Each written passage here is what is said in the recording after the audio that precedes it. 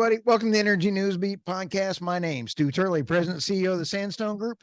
I've got a gigantic treat for you today on today's podcast. I'll tell you what, are you a little bit concerned about what's going on in our Congress today? I happen to have an unbelievable American sitting in front of me right now. We have Congressman Zach Nunn from the Iowa 3rd Congressional District. He is a battlefield tested guy from the Air Force. We are going to cover not only the Afghan Adjustment Act, he is with the Country Caucus, and he and I have been chit-chatting about some great topics. Thank you so much, Representative Nunn, for stopping by. Hey, Stu, I am privileged to get to do it. You have a great group of listeners. It's an educated group of individuals who are passionate about the future of our country. This is exactly the type of folks I want to be talking and learning from as we march forward on this. So thank you. Oh, I'll tell you what, I just really enjoyed what we were talking about. And you've got an airplane sitting on your desk. For our podcast listeners, he's got actually a good looking airplane, and you don't look, okay, what is that, sir? So it's an old Boeing 707 airframe. The last one was built in '64, but the Air Force, God bless us, we're still flying it. It's called a RC-135, different from the KC, which is the tanker.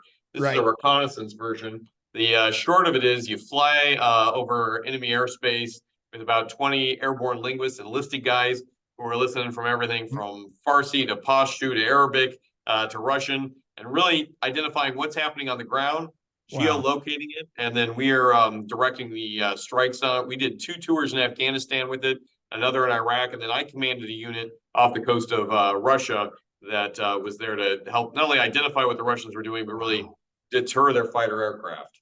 So holy smokes, Batman, that is just cool. I just finished a podcast with George McMillan, and we spent 2 hours just covering absolutely geopolitical energy and having you as an expert in the political arena. And we need you at Congress right now. Well, brother, I appreciate that. And, you know, one of the things in my 20 years, I'm still serving on the reserve side now, I have flown more combat missions over the Persian Gulf than I care to remember. And we provide a canopy of freedom for energy coming out of the Middle East, which is important. But now we continue to provide a canopy of access for countries like Iran to be able to sell oil illicitly. You notice that none of the ships that have been fired on so far from Houthi rebels are Iranian ships. They're all Israeli or U.S. allied ships. And then we also were part of the final action group that helped evacuate folks from Afghanistan when the U.S. government turned their back on it. So that's kind of what drew me to be a member of Congress and serve. But it's one of the reasons that I continue to stay in uniform and have this, primary job as being a military member. I've got a side hustle where I happen to be in Congress. What a great way to say that. My dad retired as chief of staff of the 8th Air Force, and we were talking about my dad flew F-4s, B-57s, B-52s, FB-111s, and about 19 other. He was a flying son of a gun, just like you. So military. Dude, thank you for your family service. And so, as we highlighted, the B-52 and, the F-4 were the workhorse of Vietnam. A lot of good men served. Unfortunately, they didn't all make it back. So a salute to you as both as a kid and a family legacy. That's incredible. That was terrible. I can only imagine what your family has been through and the families matter. And we sit back. I remember watching Kerry testify in Congress and wondering if my dad's going to come back or not. I really don't appreciate that kind of I can't even think of another word other than traitorous. But let's get on to some other others. I'm sorry for this. I will quickly say you're absolutely right on this. And just to your listeners, we just passed out of our Veterans Affairs the Adam Lambert Act, which was my bill. We led. It helps prevent veteran suicide. It's one thing to lose a combat veteran overseas. It's another thing when they come home and they feel like they've got nowhere to turn. So this is a great way to be able to help any veteran who's listening, but really drive down that veteran suicide. So thank you for being some of the inspiration behind this. Oh, wow. That is so cool. If you're in the energy and foreign policy, you're right in your wheelhouse. How does that Yeah. happen? Well, you know, I think anytime that you look at a country as great as the United States, and we recognize that America has not only enough domestic energy to support our own needs, we have enough to be an energy broker for the entire world. In fact, a safeguard for countries who need it. I hate to Right, see allies in Germany feel like they have to turn first to Russia to be right, able to be successful. I hate that the United States has, you know, self-capitulated over this idea of a Green New Deal, that we're more likely to buy a car with a battery made from Chinese slave labor mined out of a child-led mine for cobalt in Africa than be able to use the energy that's right here in places like your home state of yep, Oklahoma coming straight out of the ground, or in my yep, home state in Iowa with biofuels that every other row of corn we're growing is going to help sustainable aviation or yep. keep our truckers on the road. You know, we sit back and we think, I've got about 97 things going through my head on what to ask you here. But when we sit back and take a look, and it's kind of frustrating because what we're seeing is not only the renewables, there's 24,000 renewable permits waiting. Right. And you take a look at New York's energy costs, and California is double. Texas is half. And I Right. actually, Texas does wind, solar, coal, and all wind, All the above. all the above, and they're half. Now, Yeah. um, Chowderhead Carey said the other day that we're getting rid of all of our coal plants, which is 20% of our base load electricity. Right. And then the EPA released out all these regulations, and the EPA and all the other regulatory under the current administration are doing legislation through regulations. Right. How in the world, Representative Nunn, can we get this done? Yeah, I mean, first and foremost, Stu, you should be asking John Kerry where he's going to plug in his electric hybrid if there's no coal plant left in America, because God bless, that's providing the majority of electricity to our grid. We've already tried this experiment with nuclear energy, and when we started decommissioning these plants, we've moved far more to foreign sources of energy, Right. ones that have fueled the rise of anti-Semitism, ones that are a direct threat to the United States, whether it's Russia in Eastern Europe or China in Taiwan. Wow. But specifically, it's funded directly. We saw just since the start of the Biden administration, the amount of oil sales go up for Iran by $80 billion. Now that's for your listeners, that's a 400% increase just in his first 2.5 years. And as a result, we see Houthi rebels firing on U.S. destroyers. We see Hezbollah launching at elements within U.S. forces in the Middle East, and we see Hamas do just a truly horrific and barbaric attack against our allies in Israel. It's one of the reasons I was proud to co-sponsor the SHIP Act, which basically made sure that Iran did not find safe harbor for their ghost fleet of illegally flagged Iranian fuel tankers. It's also one of the reasons that I've sanctioned Iran's billions of dollars that they have acquired Yep. in illicit oil sales all over the world that they now funnel back under humanitarian purposes that end up in terrorist training camps. So these are the key things we need to be able to address. Again, America can be a great exporter of energy for the world.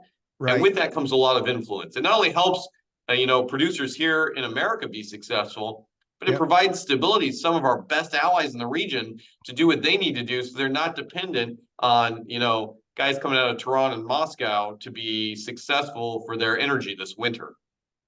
As you are giving so many people air cover with your reconnaissance, I am so thrilled to give you air cover with all of our listeners and everyone else. We want to make sure that we get any story that you want out there. But let's also take a look at where we're going coming up into 2024, because this Yeah. is going to be critical. What are some of the things that you're hearing up on the Hill? We have the new speaker. Things seem to be going a little bit better. What are you seeing for coming up between now and the end of the year and then 2024? Because it's going to be a zoo. Yeah, Stu. Well, in my home state of Iowa, we get a front row seat to the vision of what the Republican Party is going to do because we have every presidential contender coming out and they spend time at a Oh, pizza ranch, at a gas station pump, at a church rectory, talking to us about these issues. And here's the thing yes, I hear consistently from Iowans who are really the first interview for the future commander in chief. The things right, that impact them are the price of energy writ large. I mean, the amount of energy that we're spending just to heat our right. homes, to be able to go to the grocery store. Now, I'm proud to say in Iowa, we have worked hard on domestic energy Right. at the pump. We're down to, I think, less than 270 a gallon. So sorry, friends in California and New York. Uh, us here in the heartland are doing it the right way. But I want to make sure that DC doesn't destroy that, right? I want to make sure that we continue to march with keeping our spending in check. And Yep. then the other items that are a national security issue are making sure that we can secure our southern border and Thank the you. threats that are coming from to the tune of millions of people coming here with no vetting whatsoever. And Stu, this is what makes me so frustrated. I'm helping lead this Afghan Adjustment Act with the Four Country Caucus. Afghans who served with the U.S. military, in the case that Right. we dealt with, was a man who did 10 combat tours as our interpreter on the ground in Yes. Afghanistan. He was promised evacuation, and when the U.S. pulled out, his family got left behind. Now, Right. a volunteer group of veterans from all over the world, we got on Signal, we got on encrypted devices, and we were able to acquire. I mean, as an Air Force guy here, my first thought is let's get some aircraft, let's get these people to safety. We managed to get the Afghan airline to contract with us. We did it through all voluntary dollars, all donors, and a group of volunteer veterans. Stu, Wow. we got 3,000 pre-approved Americans and Afghans out who the U.S. Biden administration left behind. And it wasn't out of Kabul. They had to trek 8 hours north to Mazar Sharif. And now they've been vetted. They're here in the United States. And I'm going to tell you, they are some of the best Americans that you're ever going to meet. My interpreter is now, I'm very proud to say, he's a U.S. citizen. His family's in school with us, and they're taking care of folks right here in Des Moines, Iowa. That's Eh, the way to do it.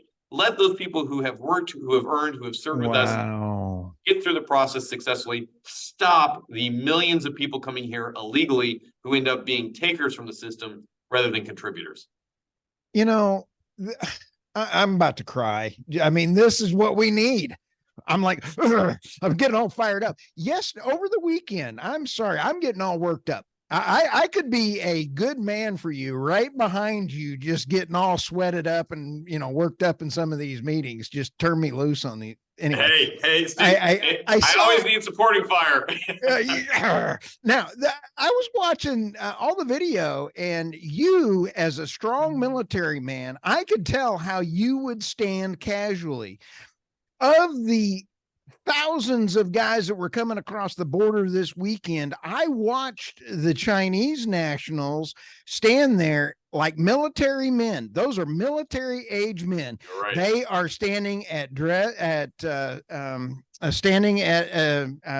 ready. Thank you. And I'm sitting with the haircut, ready to execute, right? And I guarantee you there's military action in. I'm sitting here for my podcast listeners. I've got my I've got a pen and I'm waving it around, and Representative Nunn is having to dodge the pen. I'm going to deploy Stu to the southern border right now. I'm sorry, I could single-handedly stop the flow. This is absolutely driving me nuts, sir. This is not right. These are military age men, and they act military. That's right. And here's, I think, our collective concern as a country, right? Yep. We have seen barbarically what happened at the southern border in Israel when a group of people were mobilized, incentivized, and invigorated to go in with the belief that there would be very little consequence. Now, to the Israeli government's huge credit, they have gone forth, they've helped save hostages, but they're also destroying the apparatus that made Hamas successful. The United States has a responsibility in this too, not just to Israel, but to be able to combat terrorism in the tours that I have done. It's to make sure it didn't end up in the homeland. And after 20 years of service, the last thing I want to see is the guys that we had to fight overseas showing up as the guys that crossed the southern border into the United States. And so when what we call this military age male who shows up with a hostile intent, no other purpose than to come across the border to do harm to the United States. This should be ringing klaxon alarms all over the country that we need to take action. The second bill that we passed after making sure energy independence, HR 1, was passed through the House, was HR 2, and that was to secure our southern border. Every time I'm on one of these calls the first ask has to be the administration and the Senate have to come alongside us. We've laid out a great roadmap to be successful in this place, but this is a two-party system here. We need our allies on the other side to recognize this is a real threat. They're starting to sober up. They're showing up in New York. Every time I fly through the Chicago airport on the way back to Iowa, I see the migrant masses who have been abandoned at O'Hare Airport. These are things that we need to address. And these are big cities. You know this all too well. Every little county on the southern border has now become a deposit zone for folks who are looking for either a way in or have been sponsored by somebody else, whether it's the cartels, whether it's elements within the Chinese government, or worse, whether it's a terrorist associated element overseas trying to find a pathway in, and they're going to end up hiding in plain sight with these migrants who find themselves at the southern border. Well, I know you've got about 2 more minutes before you got to run to your next meeting, and or maybe 1 minute, and I am so appreciative of you. This podcast is going to roll out as soon as possible, and I guarantee you that I'm Representative Ogles. We're going to keep track because I know this one's going to go just even further than his did. So thank you very much for your service, and we're going to have a lot of fun getting this out. Thank you for your time. Privilege, brother. Hey, and honestly, keep up the fight. I think the thing that every American can do is fight to save their country, and it means being engaged, being involved, not just in podcasts like this, but making sure that we're holding our elected officials accountable, and then recognizing when good things happen, champion that too. Let's work towards solutions. Less time on Sunday morning talk shows, more time in having real conversations with people to get work done. I appreciate it, brother. Thank you. I'll see you soon because I can't wait to talk to you again. Thank you very much.